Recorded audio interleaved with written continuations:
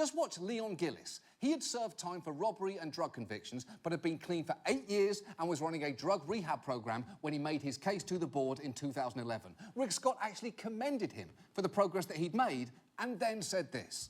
So at this point, I'm going to deny restoration of civil rights. Thank you. Can I ask you a question? Yes, sir. How long is that? I'm not sure. I think every case is different. Well, what should I do with my life then? If I'm doing everything I'm supposed to do, and I'm trying and I'm making sure that I do the right thing I'm supposed to do, then how long am I supposed to wait? I couldn't tell you that answer, but if today I'm not, I don't feel comfortable doing it. Okay, thank you, sir. And that was it. He refused to restore someone's civil rights without demonstrating much more of a reason than, I don't know, I guess I'm just not feeling it right now. And the thing is, even if this process was perfect, which it is not, it can't handle the volume. The panel only meets 4 times a year, and there are too many cases for them to review. Also, while Scott's predecessor restored the voting rights of over 155,000 people in his 4-year term, Scott is only averaging around 400 a year. And that is meaningful, especially in a state where elections tend to have very narrow margins. Trump only won Florida by 100,000 votes, and President Bush famously won it by just 537. But there's actually some genuinely good news here.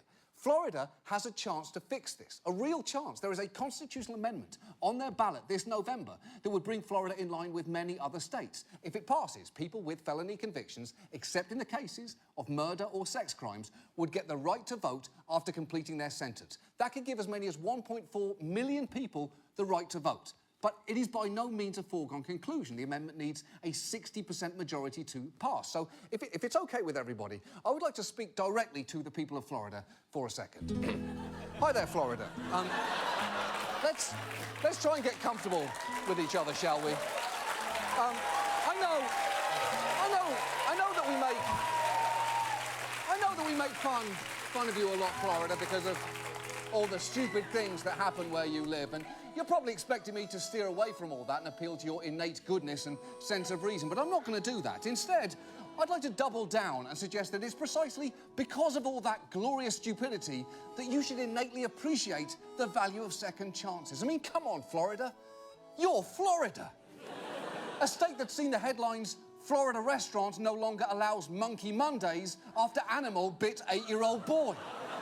And Florida bestiality law does not ban oral sex with animals. And Florida gas station robbed, suspect appeared to have drawn-on beard, which I would say is probably true, given that this was the beard.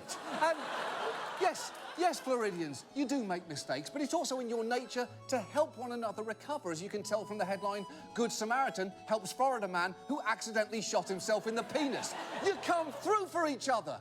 Even this song, your state song, speaks to your ability to screw up and bounce back. The original lyrics to this had to be changed because they were too racist. And somehow it still sounds racist today, even in instrumental form. The point here is, this November, Florida, you have got a real chance to remedy a mistake and do something genuinely good for over 1 million of your citizens. So please, on November 6th, for one day, just one day, don't take your goat for a walk in your underwear.